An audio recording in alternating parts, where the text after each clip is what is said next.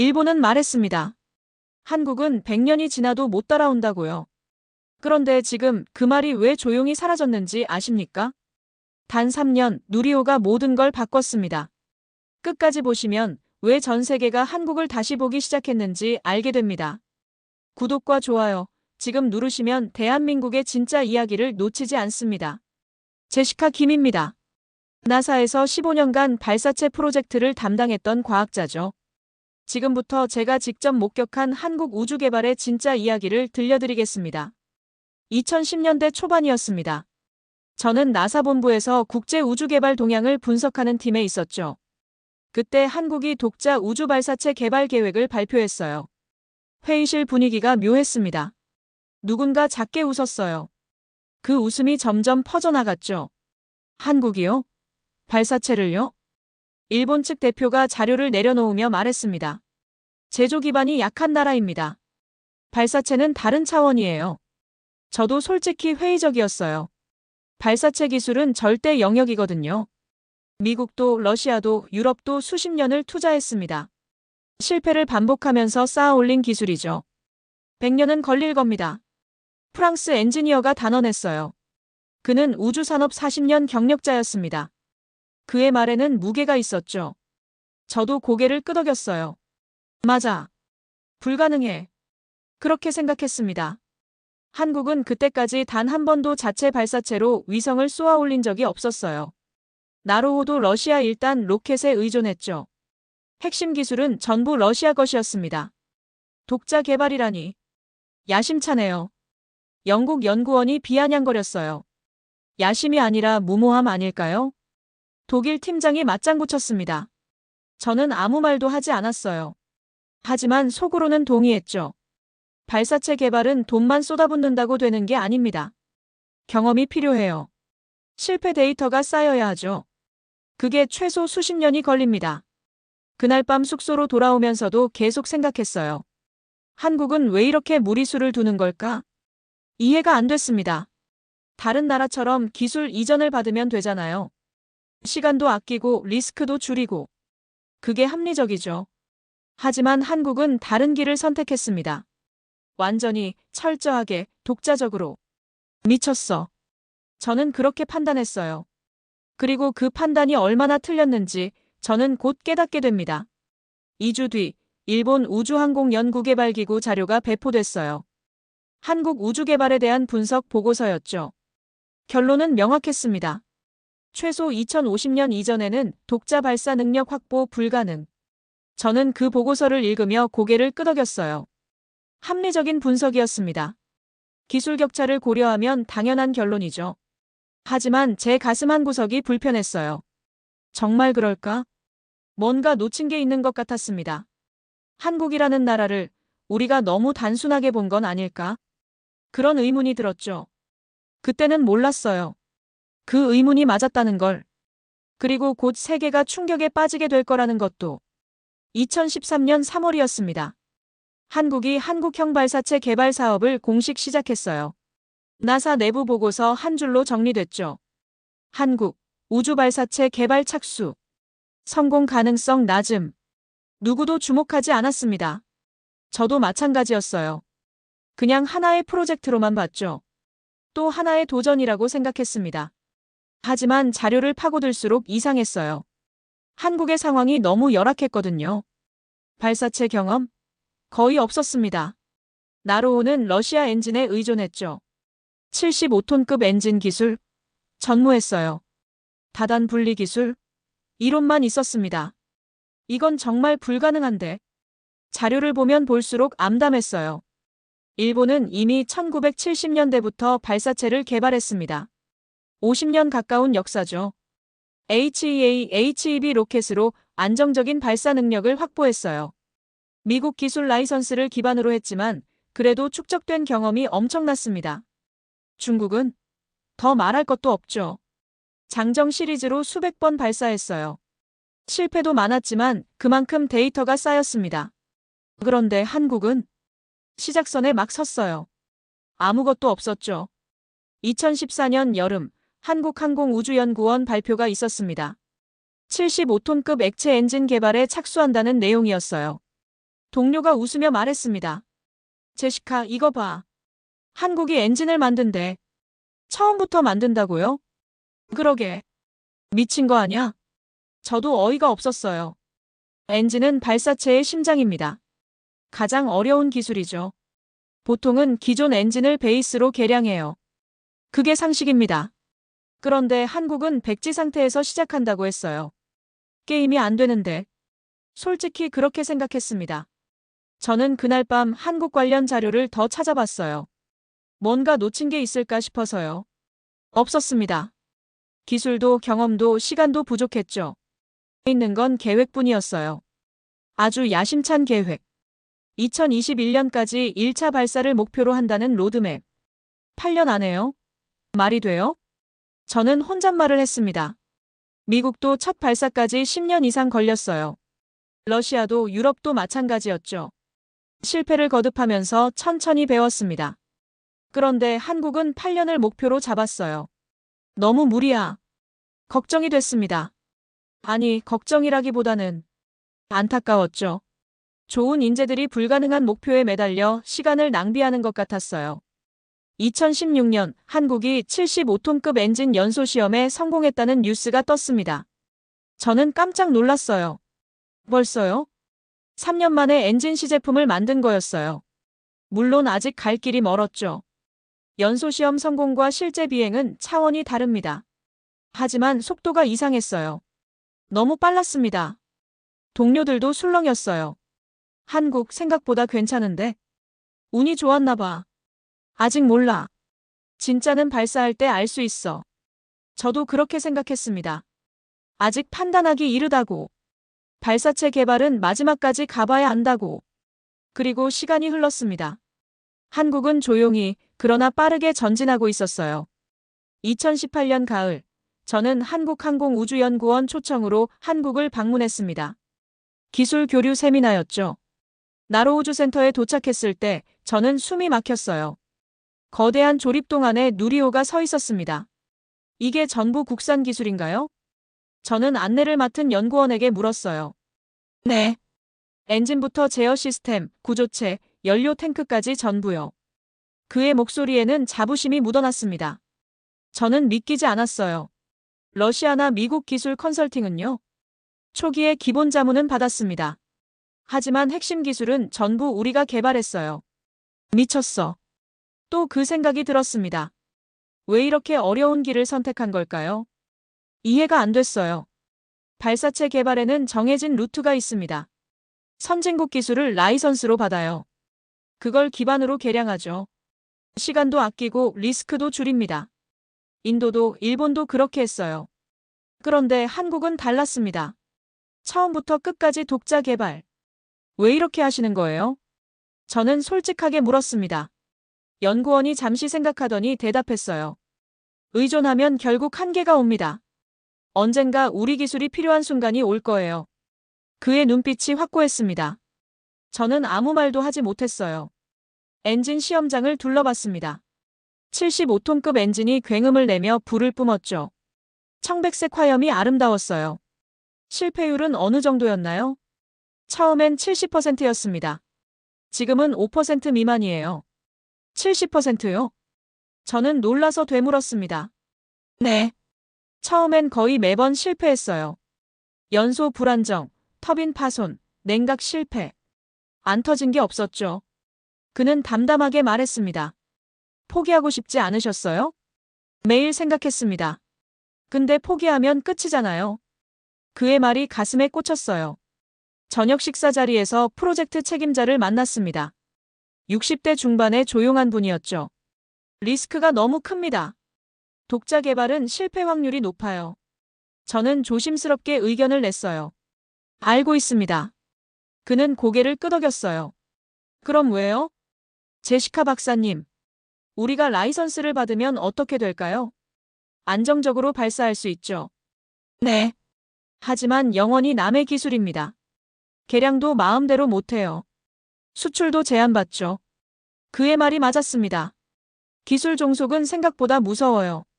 겉으로는 자체 기술처럼 보이지만 핵심은 남의 손에 있습니다. 발전에도 한계가 오죠. 그래서 가장 어려운 길을 선택하신 거군요. 어려운 게 아닙니다. 유일한 길이에요. 그의 눈빛이 단단했어요. 저는 그날 밤 잠을 못 잤습니다. 한국의 선택이 자꾸 머릿속을 맴돌았어요. 위험하지만 옳은 선택이었습니다.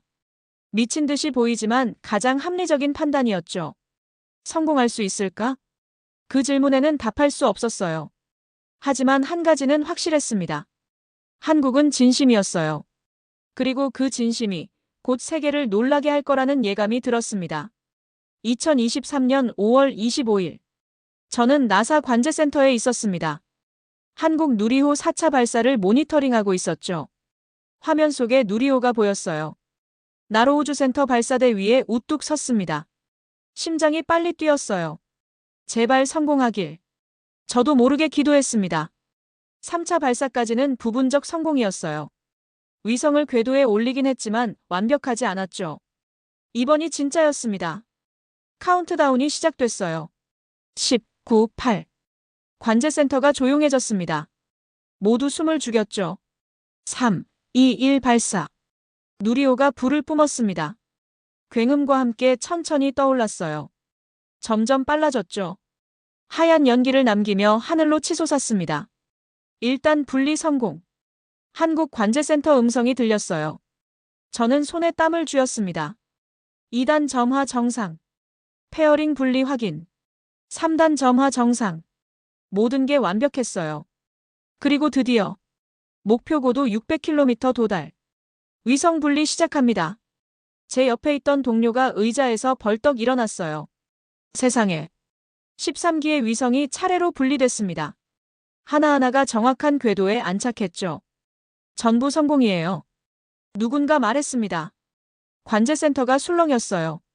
믿기지 않는다는 표정들이었죠. 저는 화면을 멍하니 바라봤습니다. 해냈어. 정말 해냈어. 가슴이 벅차올랐어요. 이건 단순한 성공이 아니었습니다. 600km 고도는 극궤도 위성 영역이에요. 정밀한 제어가 필요하죠. 13기 위성을 정확히 분리한다는 건 시스템이 완벽하다는 뜻입니다. 미국, 러시아, 유럽, 중국, 일본. 그리고 이제 한국. 부국장이 조용히 말했어요. 세계 7번째 독자 발사 능력 보유국입니다. 숫자가 중요한 게 아니었어요. 방법이 중요했죠. 한국은 남의 기술에 기대지 않았습니다. 처음부터 끝까지 자기 힘으로 만들었어요. 그게 얼마나 대단한 일인지 우주산업에 있는 사람들은 압니다. 오후 회의가 열렸어요. 일본 우주항공연구개발기구 대표도 참석했죠. 그는 말이 없었습니다. 예상보다 빨랐습니다. 그가 겨우 한마디 했어요. 10년 전만 해도 불가능하다고 했잖아요. 누군가 말했습니다. 잘못 봤습니다. 일본 대표가 인정했어요. 그의 표정에서 충격을 읽을 수 있었습니다. 한국의 성공이 그만큼 의외였던 거죠. 프랑스 엔지니어도 고개를 저었어요. 100년이라고 했는데 10년 만에 해냈네요. 그는 쓴웃음을 지었습니다. 저는 복잡한 감정을 느꼈어요. 기쁘면서도 부끄러웠습니다. 우리가 한국을 너무 과소평가했다는 걸 깨달았죠. 그날 밤 데이터를 분석했어요. 누리호의 성능이 놀라웠습니다. 엔진 효율 98%, 궤도 정확도 99.7%, 시스템 신뢰도 99% 이상. 이건 거의 완성형이에요. 분석팀장이 말했어요. 4차 발사에서 이 정도 완성도는 이례적입니다. 보통 10차, 20차 발사를 거쳐야 이 수준에 도달해요. 실패를 반복하며 개선하죠. 그런데 한국은 4차 만에 여기까지 왔습니다. 어떻게 이렇게 빨리 완성도를 높인 거죠? 제가 물었어요. 시뮬레이션이요. 한국은 수천 번의 가상 발사를 했답니다. 수천 번요? 네. 슈퍼컴퓨터로 모든 경우의 수를 테스트했대요. 실제 발사 전에 이미 대부분의 문제를 해결한 거죠. 똑똑했습니다. 돈과 시간을 아끼면서도 경험을 축적한 거예요. 저는 그제야 깨달았습니다. 한국은 처음부터 다른 방식으로 접근했어요. 전통적인 방법을 따르지 않았죠. 자기들만의 길을 만들었습니다. 그리고 성공했어요. 완벽하게. 2023년 6월 도쿄 국제 우주 심포지엄에 참석했습니다. 주제는 아시아 우주산업 동향이었죠. 분위기가 이상했어요. 일본 연구자들이 불편해 보였습니다. 누리호 4차 발사 성공 이후 뭔가 달라진 게 느껴졌죠. 한국의 속도가 비정상적입니다. 일본 우주항공연구개발기구 수석연구원이 발표했어요. 화면에 그래프가 떴습니다. 한국과 일본의 발사체 개발 타임라인이었죠. 일본은 1970년부터 시작했습니다. 50년이 넘었어요. 한국은 2010년대 초반부터입니다. 10년 조금 넘었죠. 그의 목소리가 떨렸어요. 그런데 기술 수준이 거의 같습니다. 어떤 부분은 한국이 앞섰어요. 청중이 웅성거렸습니다. 저도 놀랐어요. 일본 연구원이 직접 인정한 거니까요. 시간의 논리가 붕괴됐습니다. 이건 정상이 아니에요. 그는 단호하게 말했어요. 휴식 시간에 저는 그 연구원과 대화를 나눴습니다. 정말 그렇게 생각하세요? 시간의 논리 붕괴요? 네. 50년과 10년이 같아질 수는 없습니다. 상식적으로요. 그의 표정이 굳어 있었어요. 하지만 한국이 해냈잖아요. 그게 문제입니다. 어떻게 했는지 모르겠어요. 그는 답답해했습니다. 저는 알고 있었어요. 어떻게 했는지. 한국은 남의 기술에 의존하지 않았습니다. 일본은 미국 기술 라이선스 기반이었죠. 델타 로켓 기술을 들여와 HE 시리즈를 만들었어요. 편하고 빠른 방법이었습니다. 하지만 한계가 명확했죠. 라이선스 기술은 계량에 제약이 있어요. 마음대로 바꿀 수 없습니다. 원천 기술 보유국의 허락이 필요하죠. 그래서 일본은 50년이 지나도 근본적 혁신을 못했어요. 점진적 개선만 가능했습니다. 한국은 달랐어요. 모든 걸 스스로 만들었습니다. 엔진 설계, 연소 제어, 터빈 기술, 냉각 시스템. 처음부터 끝까지 자기 것이었죠. 그래서 빠를 수 있었어요. 문제가 생기면 즉시 고쳤습니다. 누구 눈치도 안 봤죠. 개선 아이디어가 있으면 바로 적용했어요. 독자 기술의 힘입니다. 저는 조용히 말했어요. 그래도 10년은 너무 짧아요. 일본 연구원이 고개를 저었습니다. 일본은 오래 걸었지만 돌아가는 길이었을 수도 있죠. 제 말에 그는 아무 대답도 하지 못했어요. 오후 세션에서 중국 대표가 발표했습니다. 한국을 주목해야 합니다. 이들은 이제 경쟁자예요. 그의 말에 다들 긴장했어요. 차세대 발사체 계획을 보세요. 한국은 이미 다음 단계로 가고 있어요. 화면에 한국의 로드맵이 떴습니다. 차세대 발사체, 재사용 로켓, 달 착륙선. 미국, 중국만 하던 영역입니다. 이제 한국도 뛰어들었어요. 중국 대표의 목소리에 긴장감이 묻어났어요. 저녁 만찬에서 유럽 우주국 국장과 이야기했습니다. 제시카, 솔직히 물어볼게요. 한국 어떻게 봐요? 추월의 신호입니다. 저는 솔직하게 말했어요. 추월이요? 네. 일본을 따라잡은 게 아니에요. 추월하려는 신호죠. 그가 고개를 끄덕였습니다. 나도 그렇게 봐요. 속도가 무서워요. 우리는 한동안 말이 없었습니다. 한국은 이제 더 이상 따라가는 나라가 아니었어요. 앞서가려는 나라였죠. 그리고 그게 일본을 가장 불편하게 만든 이유였습니다. 50년의 역사가 10년의 혁신에 밀린 거니까요. 2023년 7월 나사 내부 세미나가 열렸습니다. 주제는 한국의 우주개발 전략 분석이었죠. 저는 발표를 맡았어요. 한국의 빠른 성장, 우연이 아닙니다. 첫 슬라이드를 띄웠습니다. 청중이 집중했어요. 다들 궁금해했죠. 어떻게 10년 만에 가능했는지. 1950년 한국은 전쟁 폐허였습니다. 흑백 사진이 나왔어요. 부서진 서울거리. 2020년 한국은 우주 발사체를 쏘아 올렸죠. 누리호 발사 장면이 이어졌습니다. 70년입니다. 폐허에서 우주까지. 저는 잠시 말을 멈췄어요. 이게 가능한 이유를 알아야 합니다. 다음 슬라이드로 넘어갔어요.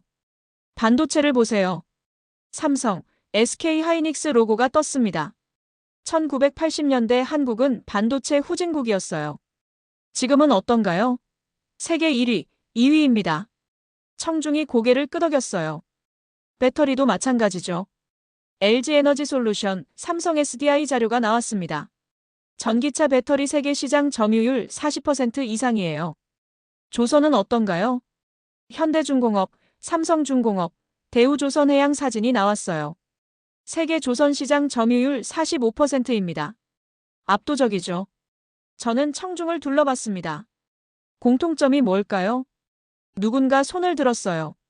초고난도 공정 경험입니다. 정확합니다. 저는 고개를 끄덕였어요. 반도체 제조는 나노미터 단위 정밀도가 필요해요. 배터리는 화학적 안정성과 열 제어 기술이 핵심이죠. 조선은 거대 구조물을 밀리미터 오차 없이 조립하는 능력이 필요합니다. 다음 슬라이드로 넘어갔어요. 그리고 이 모든 기술이 발사체에도 적용됩니다.